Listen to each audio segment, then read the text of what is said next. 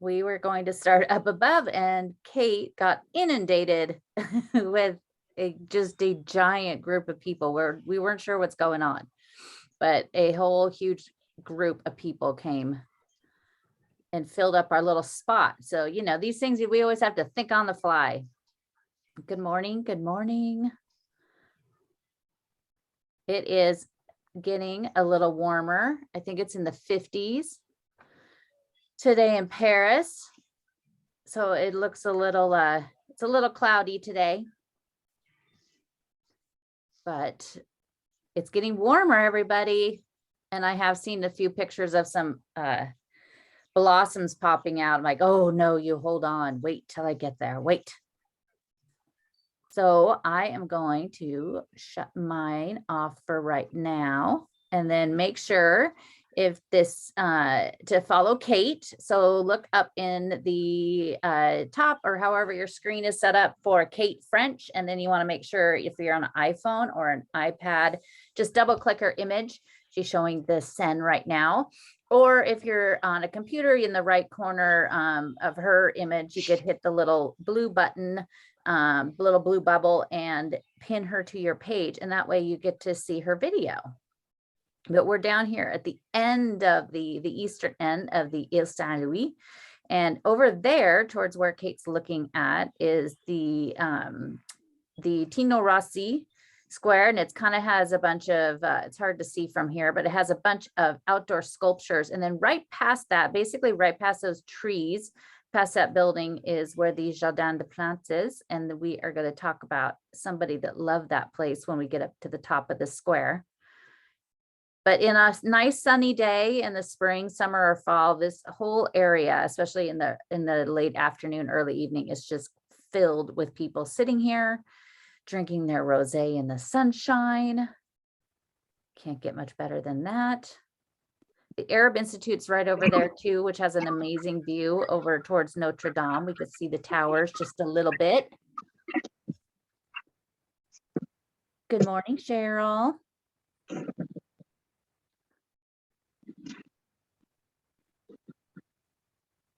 And we are down. Look at how lovely it is.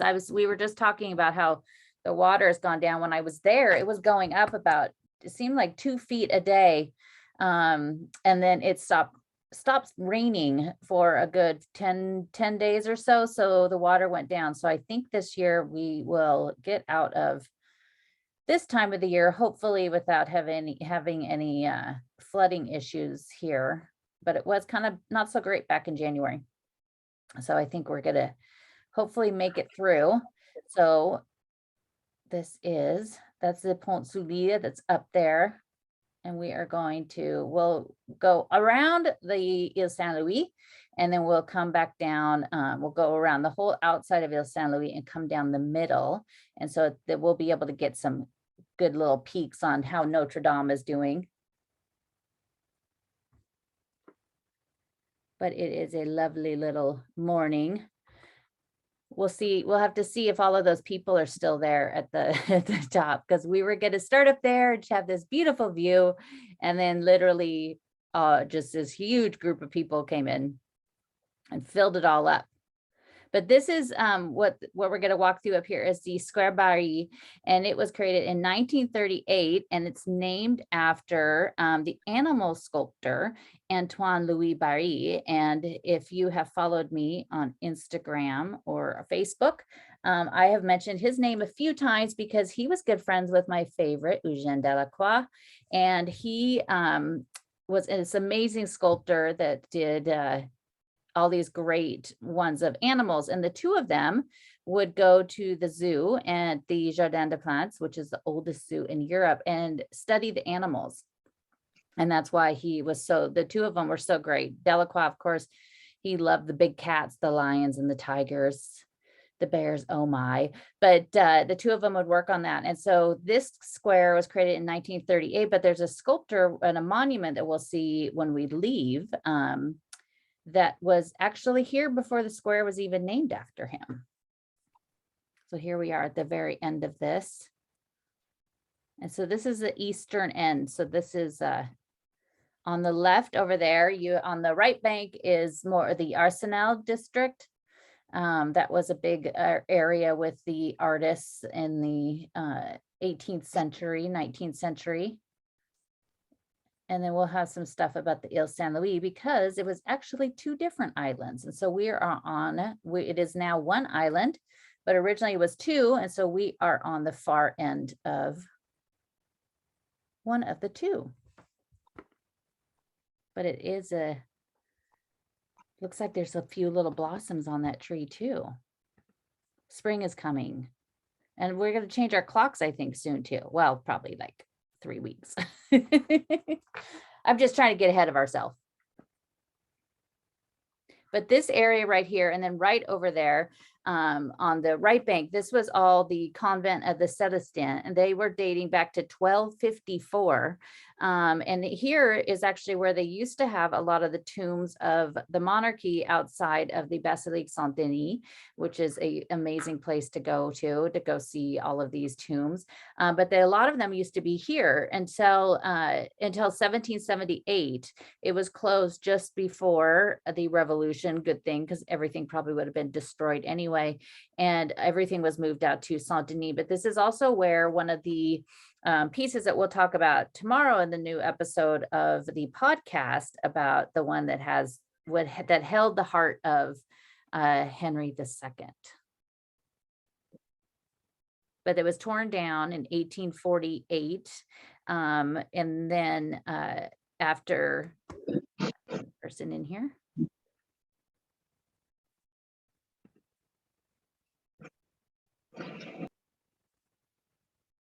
And it's a very busy little, it's a busy, lovely little Sunday. So there's a monument that's right there to the left. And so this monument, hopefully, we'll walk around both sides, Kate, because I want to see if they finally remove the spray paint when we walk on the other side. But these are, this was actually created in, and the originals sadly are gone. They were melted down under the Vichy government in 1944. So the originals are gone, but they were replaced. And so these are actually copies of different monuments that Bari did. So there's his little name right there. This was done by, he was originally doing as a, oh, look, it's in Japanese now too. He was actually working as a goldsmith, and one day he was asked to design a deer to go on top of a silver soup tureen. And so that's when he decided to go to the Jardin des Plantes and study the animals over there. And then in 1831 at the Salon, he basically blew everybody away by a sculpture that he did because it was just so incredibly lifelike. And that kind of just started him down. If you go into the Louvre in the Richelieu wing, there's a whole bunch of his pieces. There's also a couple of drawings of his that he did in the Delacroix Museum as well. What is that kid doing? But the lion, you see the lion, that lion you could also find in the Tuileries. But these are ones that they were all replaced. They were redone and replaced after they were in 2011. In 2014, the lion was added. And there used to be like on the sculptures on the side, somebody had like spray painted mustaches on them. And also in the relief that's there in the center. And I think every picture I have is of with the spray painted mustache. Larry, you need to find Kate French on your feed, and then you either on an iPhone or iPad, just double click her image and it locks it on your screen, or in the top right hand corner, hit the little blue button and pin her to your screen. And for anyone who can't find me, I might pop up if I make a noise. Might be easier. Yeah, so she's showing the sculptor with that kid that's climbing on it. Kate, tell that kid to get off. No, just kidding. No, don't do that. Might start a war if I do that. I know. That was not as bad as some of the ones I've seen them climb on. Like really, like the parents, I'm like, you are just letting your child climb on that thing. But it's really, go ahead. What was that? when we saw the man writing his signature or whatever on the Oh, Joan of right. Arc sculpture That's right. live on camera. I was like, what? Yeah. I'll do that with people with I'll give them a really stern look at when they're trying to put one of those locks on the Ponte Du Pont. I don't think I scare them at all, but it's like, Has how everyone dare found you? my screen? Yes, I know. I'll publicly shame them. Yeah. Okay, But I'll this mute is, myself again. We're all okay. yeah, we're good. Yeah, so Great. this is a lovely little park. So this monument was here before they ever made it an actual square, because he lived very close. He just lived right over on the right bank. So you could tell that he was nice and close between here and the Jardin des Plantes, which is just right over there. The zoo is really great. If you have not been there, go check it out. They also have quite a few museums there, and they have the Natural History Museum, and there's this somewhat secret staircase that you could go up to, that it's not closed off. They just don't really have any signs for it, and it's kind of like when you go all the way up to the top, it's like walking on the set of Harry Potter. And you have this amazing view out into the garden. We'll go in a couple weeks. I was hoping we'll go in a few weeks to go see hopefully lots of the flowers. So we'll keep an eye on if things are blooming and what's going on, and then go check it out. But it's a really fascinating garden and all the museums to see. And there's the zoo. And I think it was the first time I ever saw pink flamingos. I don't think I've seen pink flamingos, and there was just like dozens and dozens of them. But it's not a very busy zoo, or at least the day I went. I think I probably went during the week, so not a lot of families, but it was really neat to see. And the garden itself has like peony gardens, and it's just gorgeous. So we will head over, and there's some new people. I just want to make sure that you guys could see the image. You want to find Kate French and pin her to your screen so you see her images and you still hear me.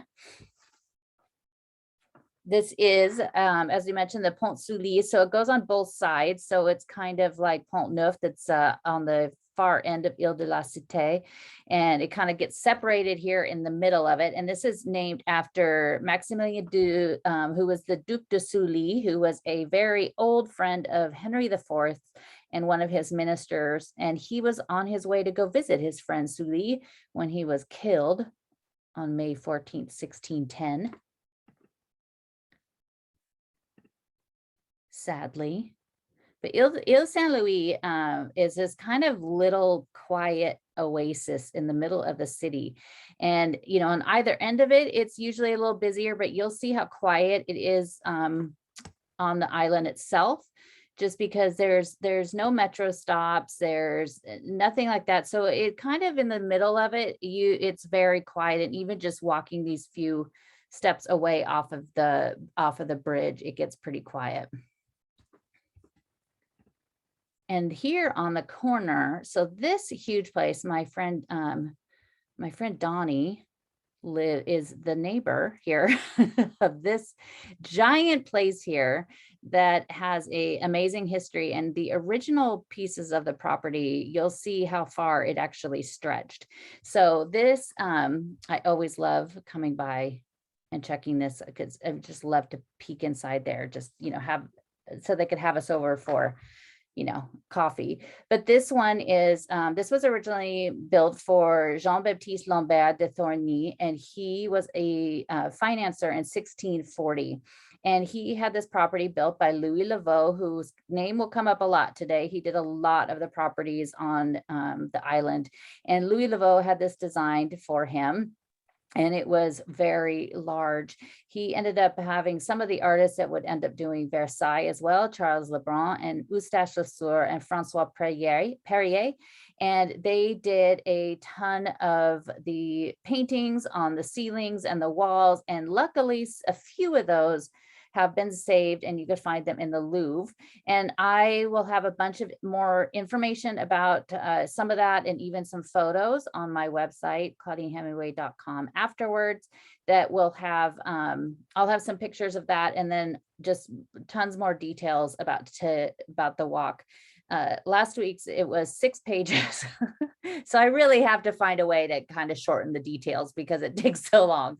But this is a beautiful property. Inside, it had a little place called the Cabinet de l'Amour, which is perfect for Valentine's Day. It was a small alcove that had a canopy bed so the lady of the house could welcome visitors. And so I'm not sure what kind of visitors those were, but those pieces were saved, thankfully, because of the different hands this went through over time. Voltaire and his lover used to meet here and have salons. Then there was Claude and Louis Marie Dupin, who purchased it in 1732, had it for 7 years. He ended up being, they were the great grandparents of George Sand. And then later on, George Sand would actually come here a lot because Prince Adam Cherry it's Polish, I can't say it.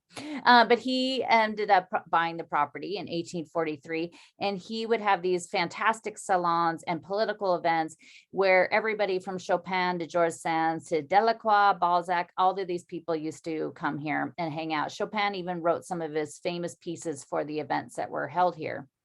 And so in 1975, Guy de Rothschild ended up purchasing this with his wife, Marie-Helene. And in 2007, they sold it to the brother of the Emir de Qatar for $111 million.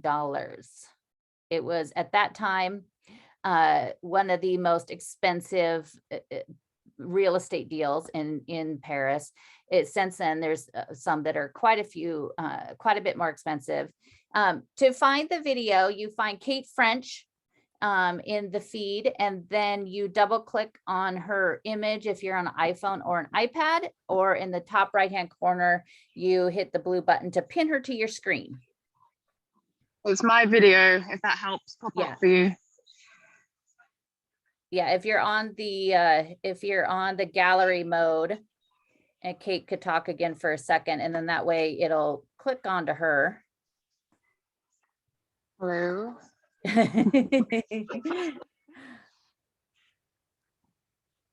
And that way you could see her.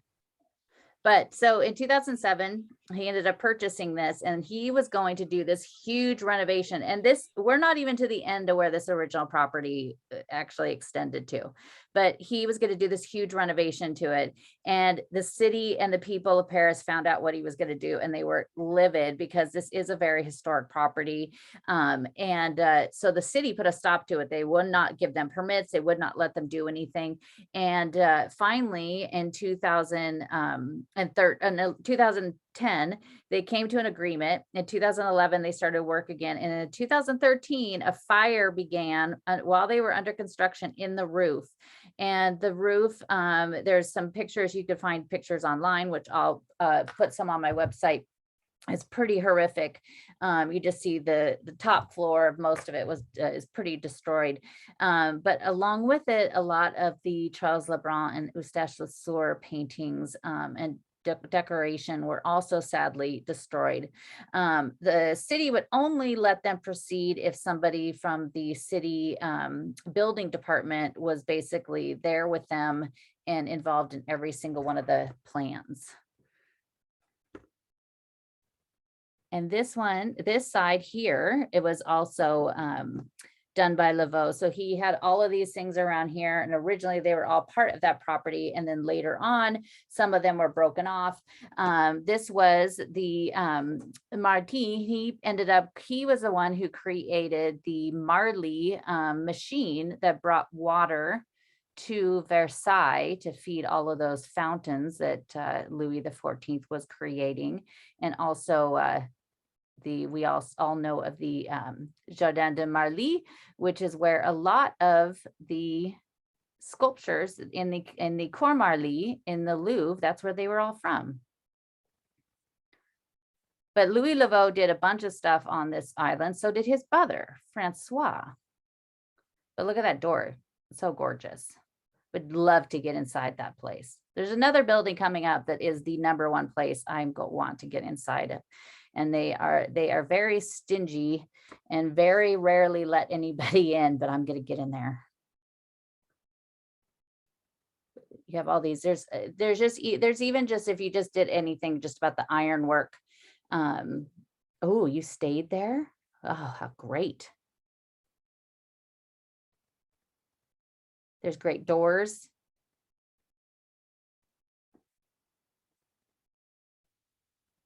But the Amir, I saw recently that there was maybe talk of it going up for sale again. But I did not find anything recently. It might have just been an old article from, sometimes those things just get recirculated through social media and everywhere else. The lithographer, Henri Daumier, lived here. Much of his stuff was destroyed in World War II because it was political, and the Nazis would find it because they believed it to be degenerate.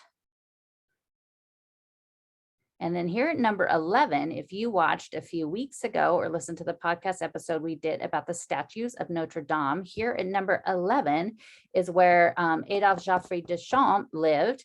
He was a sculptor who worked with Viollet-le-Duc, who did Notre Dame and also Sainte-Chapelle. He did all of those great statues that were once on the roof that were saved days before the fire. And he lived right here. So most of the island was actually put together under Henry IV.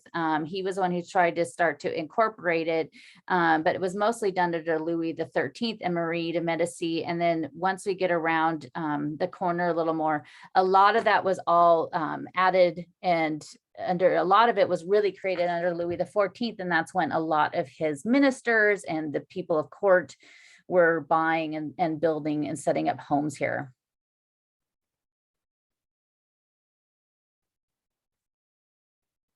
But it is a really great place to walk around. And if you are interested in the history and stuff, you just will walk. The first time I did this, I kept walking and stopping every 4 feet, as you could tell, because there's just a sign on almost every single door. I love this place because I love how that ivy is just starting to go up and around the windows.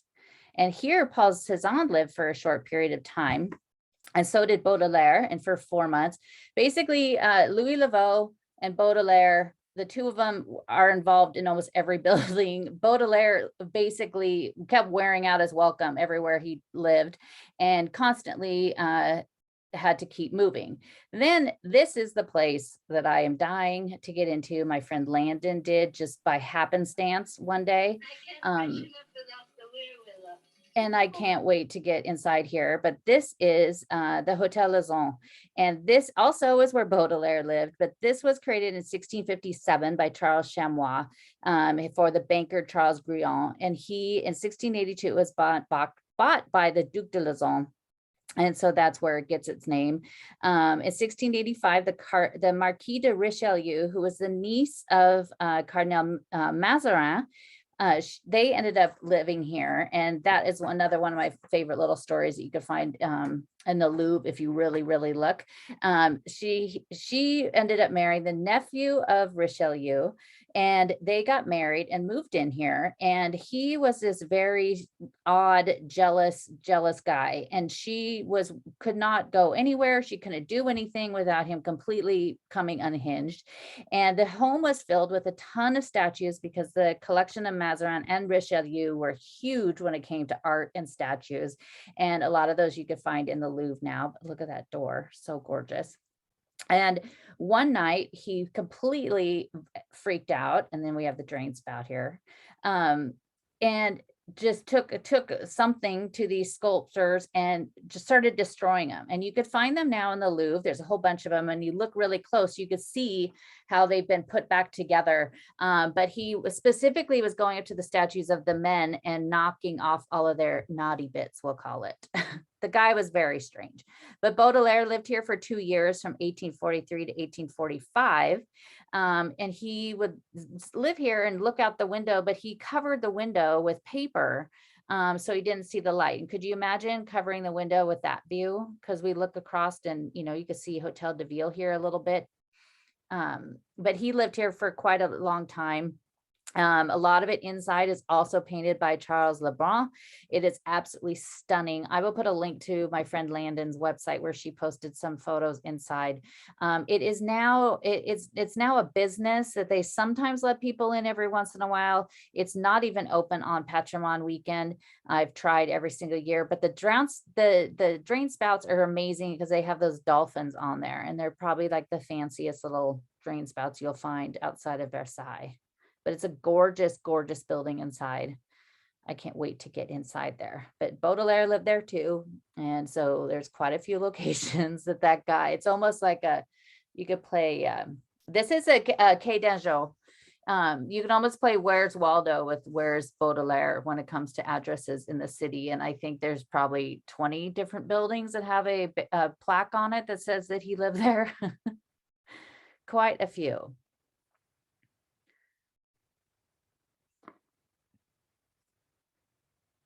Thanks everybody for joining. I just want to make sure if you're not seeing Kate's image, just to make sure you find Kate French, and she's walking down the street right now. And then you, to pin it, you either double click on the image on an iPhone or iPad, or click on the right-hand corner and pin it to your screen.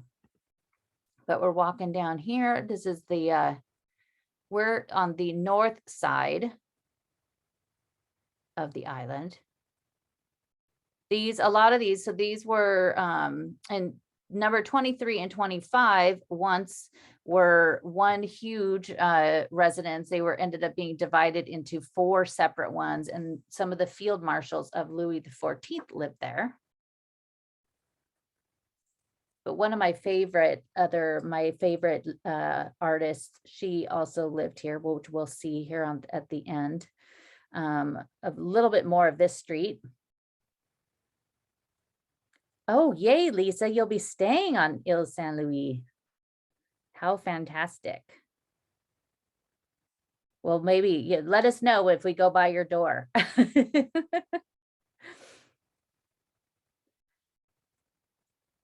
And at the next building coming up with the red, oh, she might have passed it. Well, let me know later. The red door coming up, which we just froze up a little bit. There we go. The red door is where William Byrd had his 3 Mountain Press in 1922. And that was, he ended up, it was named 3 Mountain for the Montant Saint-Geneviève, Montparnasse, and Montmartre. In 1924, he printed In Our Time, which was Hemingway's first book that he had published. It was, he only printed 170 copies, but his office was right here. So Hemingway would come over here to meet with him from time to time. It was also on the island where he met Pauline at a party that he was at with Hadley.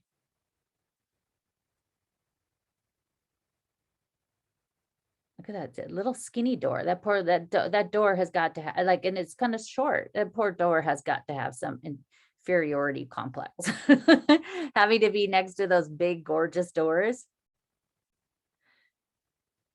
Oh, Lisa, somebody else on here said they're staying there. Maybe was that you? Sorry if I saw that. I think somebody else said that they stayed at that number. How fun.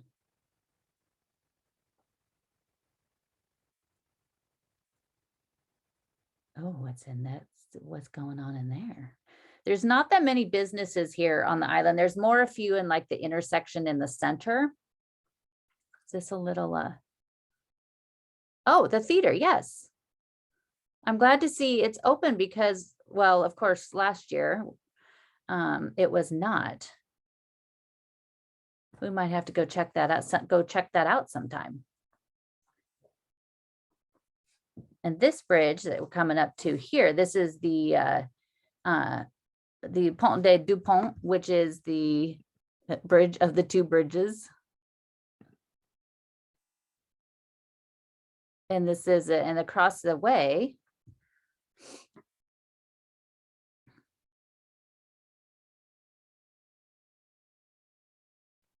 This is such a great, I have a client that's staying here And I don't know if Amy's watching. Hi, Amy, if you're on here. I told her we were going to go walk around here today.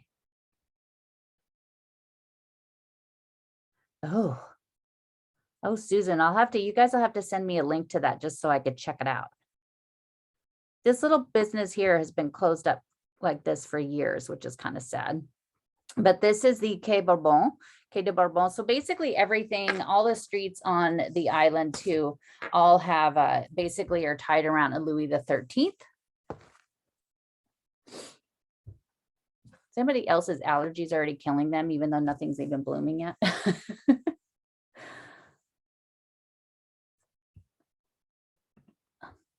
Thank you guys all so much for joining us today. And there's a window, I think it's the next window with the red door.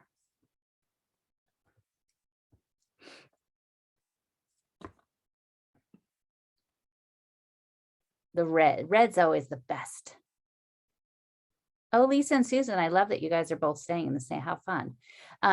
Oh yeah, Carol does live down here. So number 11 is where was the former home of Philippe de Champigny in 1643. He was a Belgian artist. He ended up moving to Paris and he started doing paintings for Louis the 13th. And then he was the official portrait painter of Cardinal Richelieu. And there is a absolutely beautiful, stunning, huge painting of Cardinal Richelieu in the Louvre. It's one of my favorites. Every time I walk in, I always say hi to him like we're buddies. I'm like, oh, hey, friend. And but it's absolutely great. I think probably because he's wearing his great big red robe, and just, you know, anytime I see red, it's always so great. And then here, if you look at those windows, I think it's this one, is the windows are really they're not very straight. They're kind of a mess. And there's a few of those down on this street. There's a few different streets that have some really wonky windows. I don't know if that's because things had settled over time or what had happened. And the Hotel de Charon, see that one window, how wonky it is.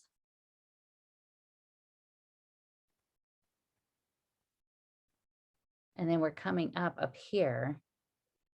We'll get to see.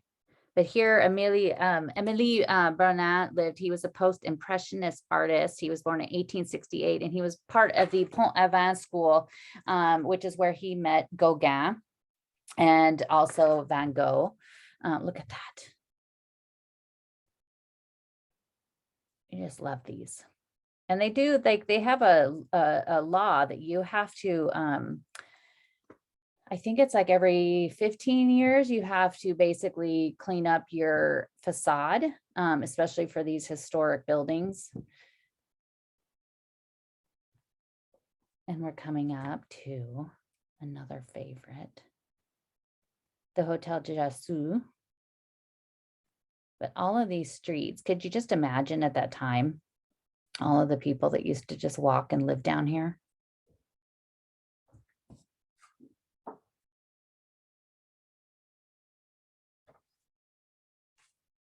And all of that ironwork. A lot of them, like last weekend when we did Place des Vosges, you know, they were later able to add some of these balconies on because they weren't originally there. So that probably is also what they did here. But this building, is that say Camille?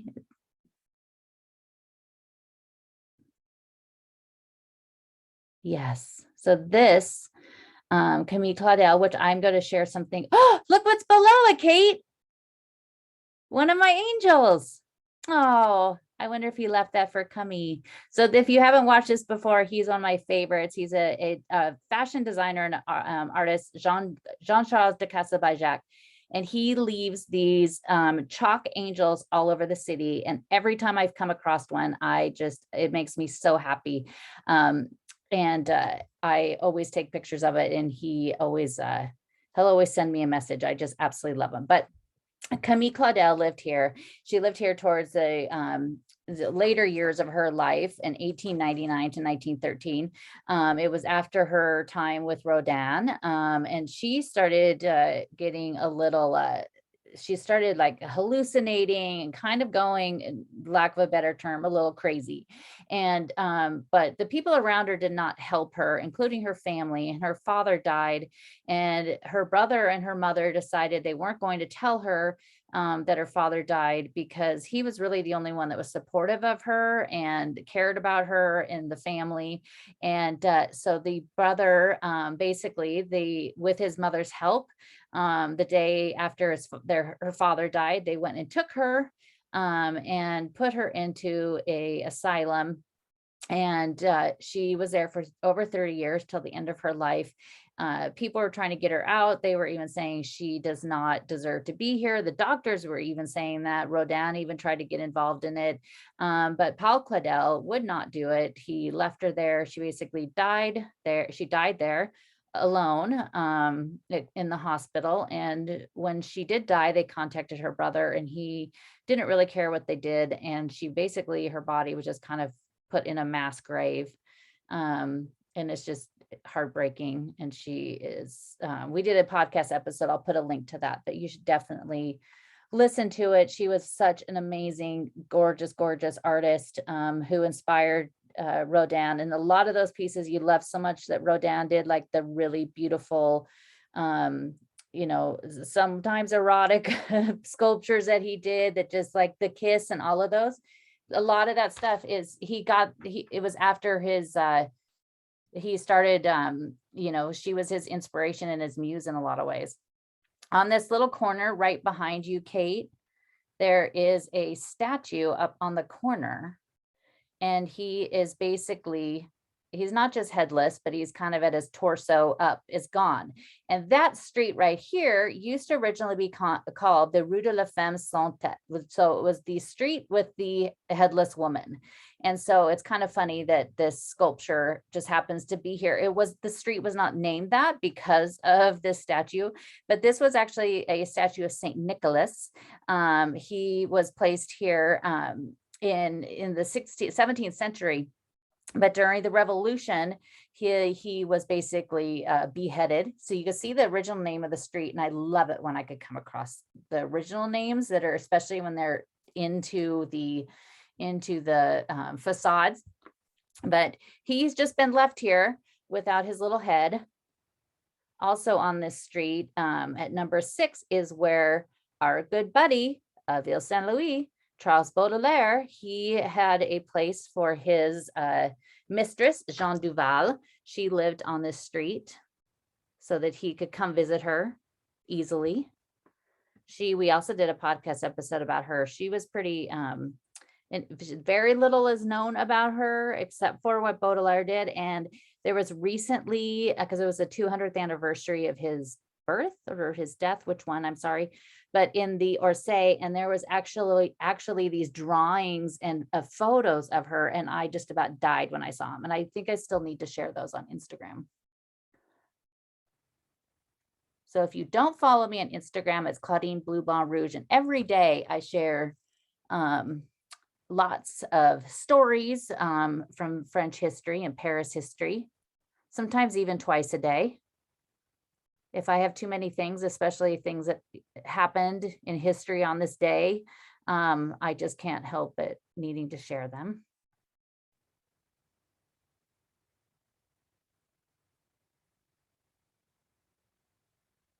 And we'll have to see this little other end of Ile Saint Louis is where the water would always get really high. Sometimes you've seen the floating light post. Look at that door. That door is a gorgeous one. This is the Hotel d'Arcole. It was in 1750 for the Marquis d'Arcole. He was a member of the Grand Council of Louis XIV. And then Emmanuel Lesser lived there. He was a landscape painter and died in 1893.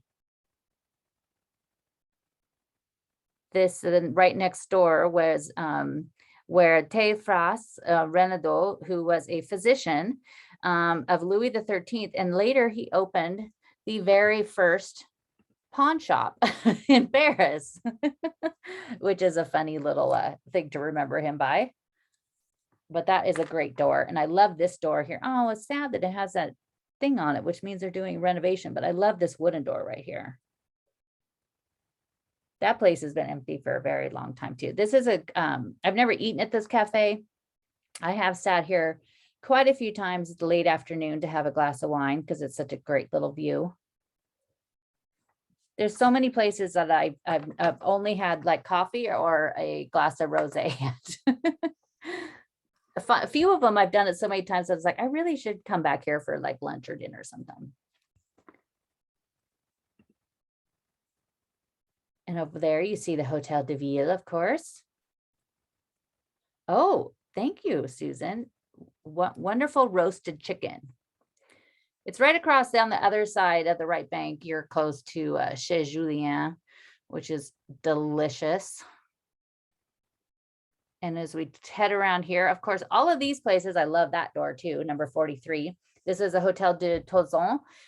It was, of course, done by Louis Laveau, and Louis Laveau's sister, Anne, lived here. And that where you see that circle relief on there, it's a Masonic emblem. And a few of the buildings down here have some different things on the facade that are kind of interesting to see. But look at that great door.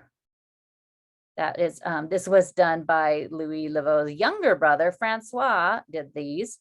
And it has reliefs of Hercules attacking the Nessus on the side.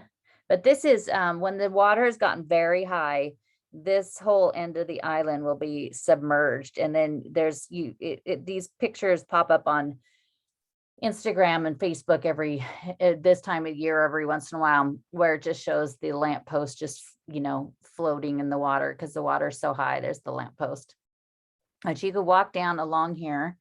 And so this is always anywhere around the river where you could sit is a very popular spot on the nice sunny days. And I did stay one time just at the far end of Boulevard Saint-Germain, so kind of close to where we started today. And one day I packed up a bag with, a baguette and some rosé and everything and set up my own little picnic there. And it was divine. A friend of mine one of my best friends from high school has me on Find a Friend on his phone. He's the only one that I do that. And he was sending me, he was like, what are you doing? You can see up there's the bas reliefs. And some of these in here were also the nephew of Philippe de Champigny, Jean-Baptiste de Champigny. He lived here at the very end, and he also played a big part in the Église Saint-Louis-en-Lille, which we will see in a little bit too. But here's the very end. So this is always the very busy corner of the island because it connects us to the Ile de la Cité. And of course, we'll see Notre Dame here in a minute, but I think there's 4 restaurants here at the end. Café Saint Régis, which everybody loves, is number 1. And then the Fleur en Lille is great, which is the one that has the best view that's over to the right.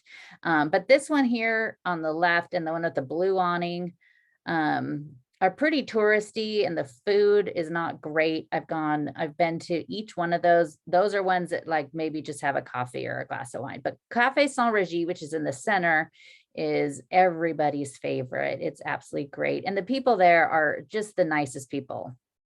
They're the nicest servers. And then we see, of course, we could see the crane of Notre Dame. But this area right here, sometimes there's musicians, there's performers. It's always a very packed area, but you'll see how quickly the crowds disperse just by walking a little bit. But this is a great place. They used to have amazing duck confit, and I would come here every single time the day I arrived, and they don't have it anymore. And I was quite sad. A lot of the restaurants since COVID, and maybe when things start getting back to normal, they'll bring back bigger menus, but a lot of the restaurants kind of pared down their menus once they've reopened during COVID. So some of them, so hopefully I loved their duck confit, but we could see This is the very end of the Ile de la Cité, which we will visit next weekend. And that's the Deportation Museum. We'll tell you about that next weekend. But this side has amazing buildings. I did stay in one of these. It's around the corner, I think. Some friends, I extended my trip, and some friends, I was able to stay with them. It was a great place, I think. And I basically could lay in bed and look out the window and see Notre Dame, which it was after the fire. So that was kind of heartbreaking, but you could see there's lots and lots of scaffolding up and around her, but we are like 2 years and some change, 2 years and 2 months from being able to go back inside. The plan is April 16th, 2024, 5 years and 1 day that we'll be able to get inside. Oh, Angela with Sharon, how fun. I love that. And here's another, this has a whole ramp that goes right down into the water. And a lot of times you'll see the swans out here. But my favorite thing to do, and if you are a morning person, or even if you're not, especially coming in the winter when the sun rises a little bit later, but get up at least 1 day really early, like before the sun rises, and get down to the water, because the sun is as smooth as glass, and you could get these amazing reflections of, of Notre Dame and of all these other buildings out onto the Seine, and it is absolutely gorgeous. See, it doesn't take very far, and we're already pretty close, but pretty quiet. Oh, Angela, I'll be there. Let me know if you want to do a tour or anything. But look at how great those balconies are. And a lot of these, the north side of the island, a lot of those are the older houses and buildings on the side. This side was a little bit newer, but not that much newer. You also there's a building that we're going to see around the corner, and we can't see all the way up to the top. And I am obsessed with this building, and I cannot find information of why they have these things, but I'll tell you when we get there. And it's really cool. We'll have to see it someday from the other side. But it's up around the corner. You'll see these great windows.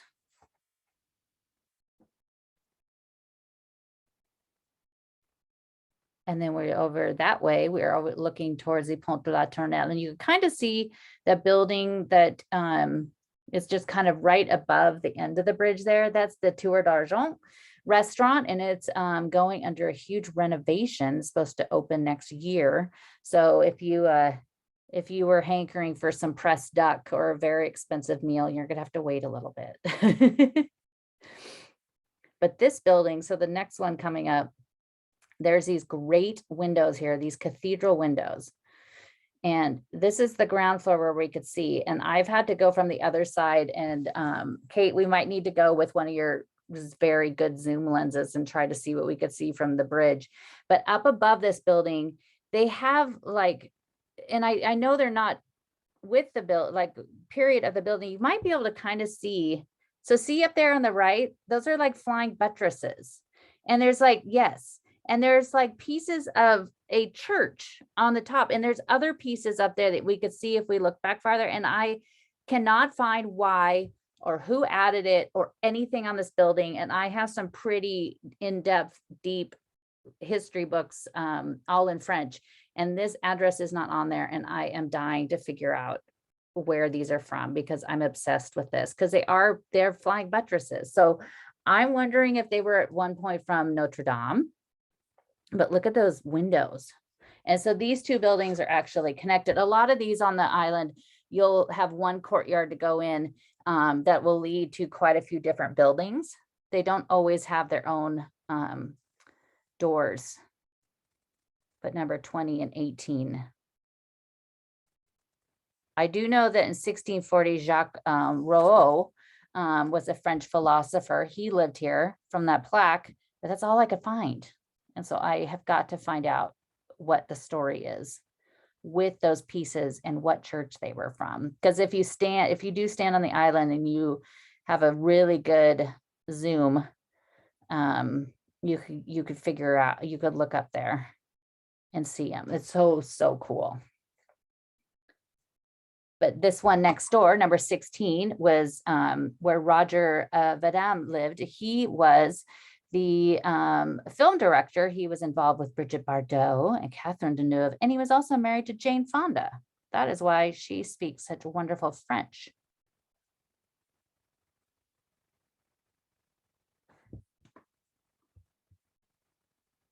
Oh, and Lisa, I'm going to post a ton of stuff. I'll put a ton of the info that I share with you today, sometimes even more, because we walk past something and then there's just too much for me to say. I will post all this stuff on my website. And if you look under the live walks in Paris on my website, ClaudineHemingway.com, you could even take those and print them up, or even pull them up on your phone when you're there. Look at that. Looks like Zeus or Jesus. You could take them with you when you go to Paris and do this little walk all on your own, or even take the video. I've had people take videos with them and just walk around. That building we just saw was 1865. These two buildings right here are newer. They're not quite as old, but they blend in with the island. There's another one we'll see at the end that is a little sad that it was taken, what originally was there was taken down. But number 12, there was Pierre Royer Collard. He lived here in 1792. He was a politician and a historian.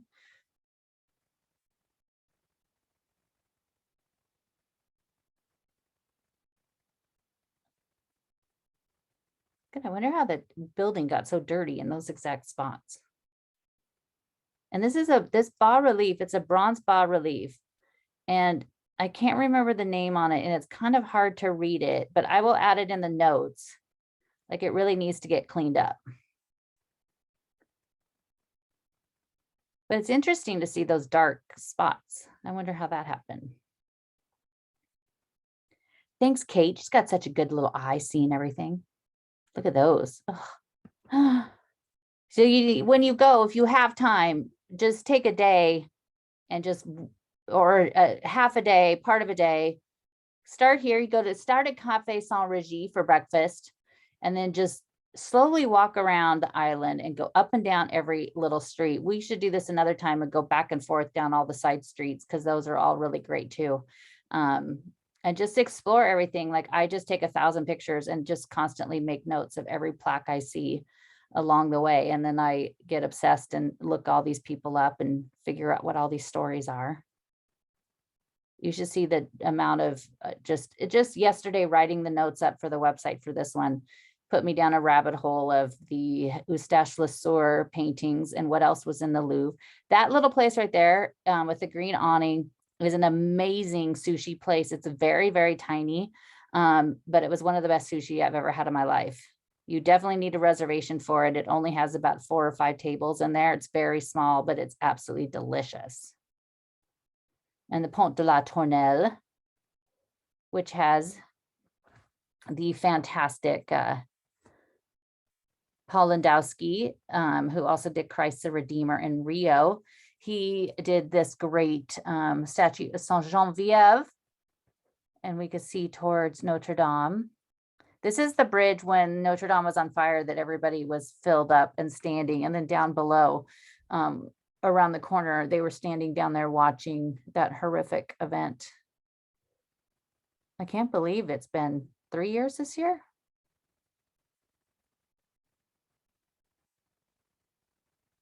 And also right over here is where Marie Curie lived 6 years after her husband died, who he died not very far from here. He died right off of Pont Neuf. He was distracted, and looks like maybe they're filming something. That's where she lived until she died in 1934. René Cassin, who was a lawyer and diplomat, he also lived there. Oh, it looks like they are filming something. right next door is the Hotel de Biron.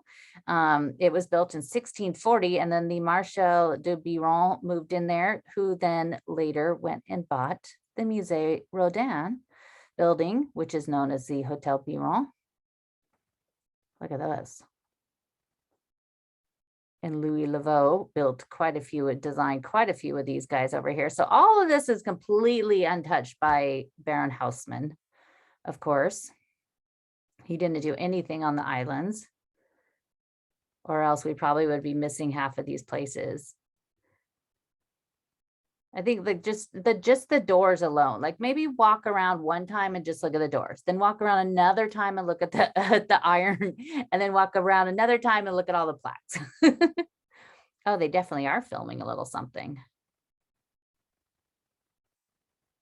And this is the Pont Sully, leads up to the Bastille. So if it is during a protest, especially on May Day, on May 1st, if you're in Paris, avoid this area because it will be completely it'll just be back to back police cars because everybody's marching up at the Bastille and usually going up towards the Place des Italiens. And a couple years ago, I was sitting here and I was like, like there was so much smoke bangs going off and everything else. I was like, maybe I should move away from here. I was just watching. So down here, there is a really fantastic building that sadly has been completely changed because look at that. It was the Hotel Hesselin, and it was this huge building, and we'll see a little bit of it up here, but by Helen Rubinstein, who was you will know her name from being the big beauty magnet. She in 1935 had it demolished and only the door remains of it. And then she rebuilt it in the Art Deco style. But from this side, from the ground, you can't, it's not really, they kind of did it. So it's not really that noticeable. We'll take a left up here at that little street. Not at we won't go as far as the bridge. So she had it completely destroyed, which is very sad. And during the World War II, the Germans, of course, occupied it. In fact, some of their furniture that she had in there, they shot holes into it, and she kept it as a little reminder of what it was they did. But it was also, she had rented it out to Georges Pompidou, who was the president, who in 1970, he died there. He was president in 1970, he died in 1974, while still president. And of course, you all know his name because of the Georges Pompidou. But see this so we're gonna walk down this street and this wonderful little building here at the end. This is all that really remains, but we'll go down the side street, okay, towards that little archway.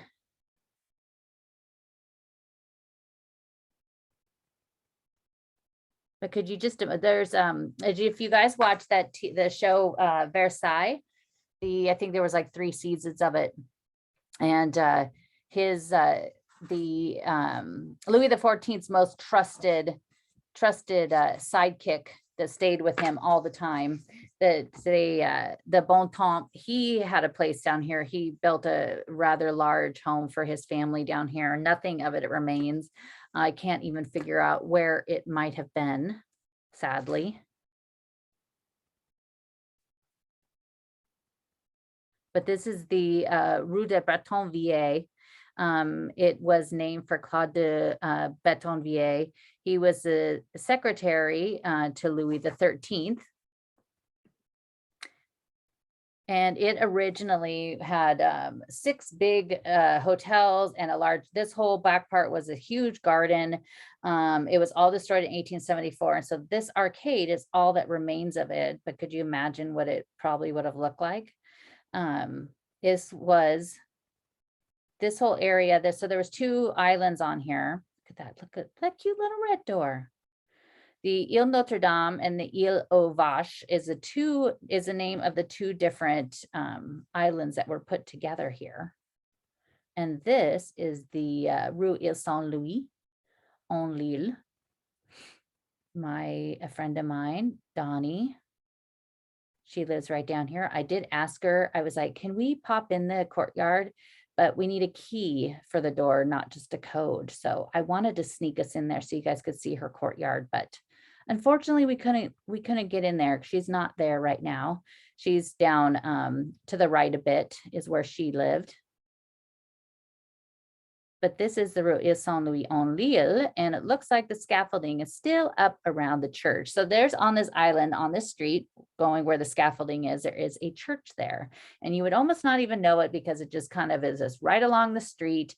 It doesn't have the great big huge entrance way that some of them do. It has a tower, which we can't see, but I'll put a picture on my website. And the tower is very interesting because it has these holes in it, and it's different size, big round circles. And they had to do that because the original one was knocked off by the wind. So they put these holes through it so that the wind could get through so it wouldn't fall apart. Yes, Angela, yeah, that's exactly what it was. It was May Day of 2019. It was very crazy. There was a lot of mischief makers, but there's a lot of scaffolding. And the city actually just this year announced a huge endowment for a bunch of churches, as well as a ton of the fountains in Paris that are all going to be restored. This church is part of that. I don't even think we could get in there. Oh, it's right past it. So you could kind of see the tower right above it. There you go, with all the holes.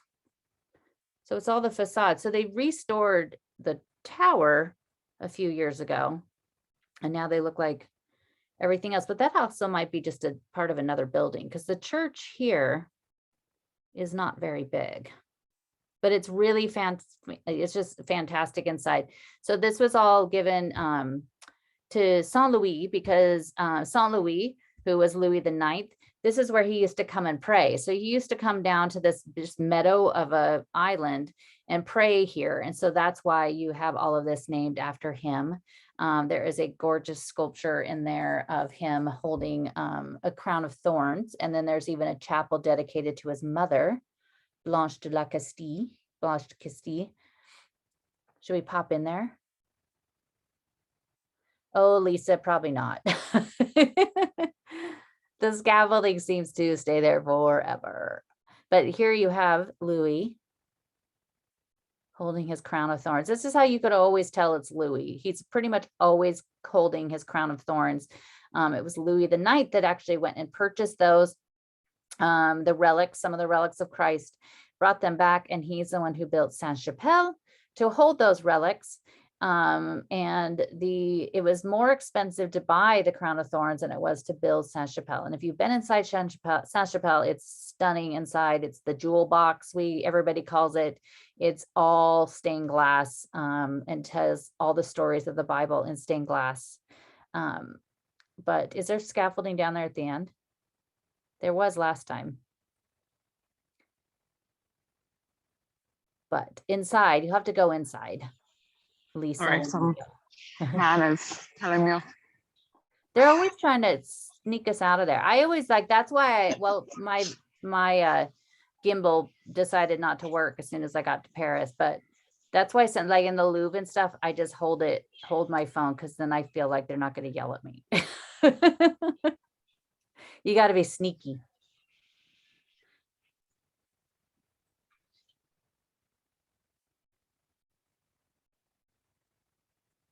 And then coming up here at this intersection, at the Rue Latia, this was basically where the islands were separate. So this was where they were put together.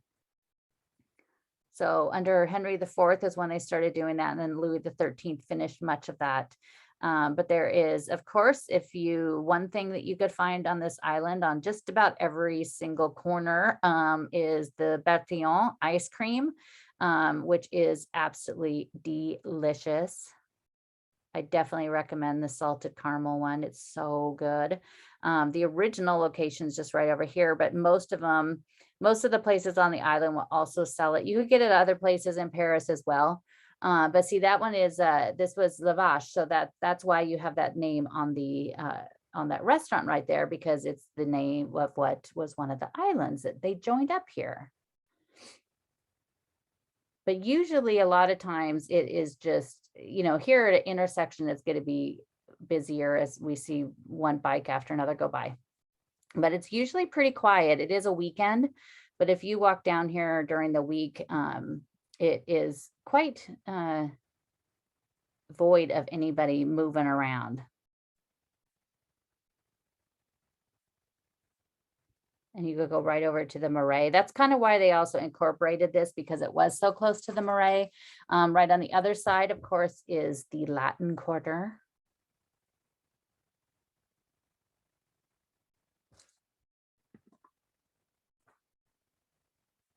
But most of the buildings here, the facades, later, a lot of the ironwork was added on, but most of it was, they focused on the courtyards. So the courtyards, and that's why I was hoping we could just hopped into Donnie's. Most of the courtyards are just absolutely gorgeous. And so they put more work into the center of the building and how it looked than they did on the facades. I mean, these facades, come on, they're pretty amazing as well. There's nothing shabby about these ones. Anybody would be happy to be living here. And there's a really great little cheese place down here, another red door. A friend of mine stayed in one of these buildings. I think it was just right about here. And it was the first time I saw Turkish Toilet, Cheryl. They had actual toilet and everything in their apartment. But as I walked down the stairs, it was the first time I had come across a Turkish toilet in Paris, which was interesting. I don't think anybody's actually using them, or who knows. But in a Turkish toilet, if you don't know, Kate, can you go across the street so we can show the door you're walking under right now? It's just basically a hole. It's just kind of a hole in the floor. And that's basically all it was. But look at this beauty of a door up here. This one is gorgeous. This is the Hotel de Cherry Zou, and it was built in 1620. In 1719, it was bought by Jean-Francois de Cherry Zou, and he had that balcony and the facade added on. Look at how gorgeous that is.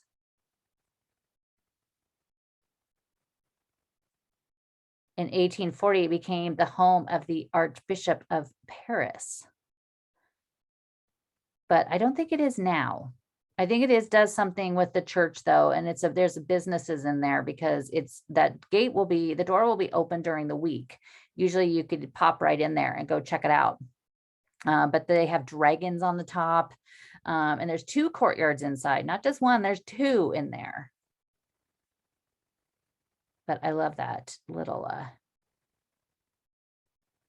entrance. And there's some little shops around here that you could go check out. There's a few of them that are kind of sell some of the, Paris touristy things, and some art. It's a little, I think, spices and wine, and a little restaurant. A little produce. And up here on the corner, my friend Mark from Willie's Wine Bar. If you have not gone to Willie's Wine Bar when you are in Paris, you need to go. It's in the 2nd, and it is right above the Palais Royal, and it is fantastic. And he used to live right above this building in the 80s when he first came to Paris. But Willie's is great. I have a whole list of some of my favorite restaurants on my website, ClaudineHemingway.com, as well as doing trip planning for people. So if you're going and you need help planning and maximizing your time when you are there, let me know. And if you're going to be there this spring, and then starting in fall going forward, if you will be there and you want to do a tour with me in Paris, I am already scheduling up for the spring. So for the end of March, it's pretty much full, but April and May, let me know, including going into the Louvre. I'm making it my mission in life to convince people that the Louvre is not something to avoid because you're afraid that there's too many people. I'll show you.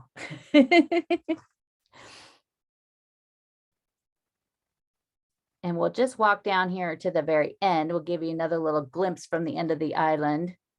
More scaffolding. One of my favorite little bank machine ATM is over here. I think it's right where those people are. I always love going to that one because you always hear these horror stories of using ATM in Paris and people, but I've actually never seen that. It's always good to be alert and to be careful. But this one's always like, there's never very many people around. And so I always feel comfortable going up and that nobody's going to come up behind me. So, it's weird to have a favorite ATM. And lots of restaurants down here at the very end. And of course, Saint-Régy, we could peek into the window here. And I know my friends Ron and Debbie, this is their favorite, is bolognese. But they have great frites and champagne, and they have a very good duck confit here as well. It's always really good, and it's really pretty inside. And the people that work there are just always so nice. But if you sit out here, like at these very coveted tables, you have a pretty great view. But the best view of Notre Dame is over at the one that we mentioned. And we do all these, we do this video free for you, but if you want to leave us a little tip, we would greatly appreciate it to keep this moving. And you could do that to my PayPal or to my Venmo at ClaudineHemingway.com. I just put that in the little chat. And hopefully when you guys go, you will visit Ile Saint-Louis. And next week, we'll go over there to the other island, Ile de la Cité, which has a lot more to it than just Notre Dame, even though Notre Dame is fantastic and we love it so much. I can't wait to be able to get back inside. And I am constantly seeing in the French news weekly of the different huge trees that they are specifically selecting to go into the roof of Notre Dame. And they've been working on that since last spring. They've been gathering all of those to put up in what they call the forest up there at the top, the roof. They're going to recreate it like it was, which is very exciting. And it's a little dark and gloomy day today, but it's not cold. It's not freezing cold. Well, thank you, Christine and Jasmine and Angela. Thank you so much. And Lisa, look at all those seagulls. And we see Hotel de Ville right there. You can see the Tour Saint-Jacques kind of poking up over there. And the Théâtre Châtelet. And then just past that, a tiny little bit, the Louvre. But thank you guys, everybody, for joining us. And I hope you join us next week. Thank you, Terry. And I hope you guys join us next week as we're going to cruise around Ile de la Cité. So we'll share one of the favorite love stories is from the island there. And I'll share a little bit of that. So make sure you follow me on Instagram, Claudine Bleu Lawn Rouge, if you don't, for little daily bits of Paris history every day. And tomorrow is the newest episode of Paris History of Becca Hemingway on La Vie Creative podcast. And tomorrow it's called Love in the Louvre, of course. And I'm going to share a whole bunch more of these beautiful love stories of the Louvre, so that you can find in the Louvre. So I'm excited to share anytime I could share, well, Paris in general, but also the Louvre. So check that out. And I hope we see you next week. And thank you, Kate. We'll see Kate's beautiful face here for a second. There she is. She's not all bundled up as much. I know, I'm not in like 10 scarves and a hat. I don't think I've seen your mom. Where's Karen? No, my brother's visiting Oxford today, Oh, so they're out and about. They're at the oh, Ashmolean, oh, well, that's nerding good. out about medieval stuff. Oh, of course. Well, thank you so much, Kate. Thank you. Thank you everyone for joining. Thank you for joining, everyone, and we'll see you next Sunday, if not before. Thanks, guys, See you soon. and happy Valentine's Day. Happy Valentine's.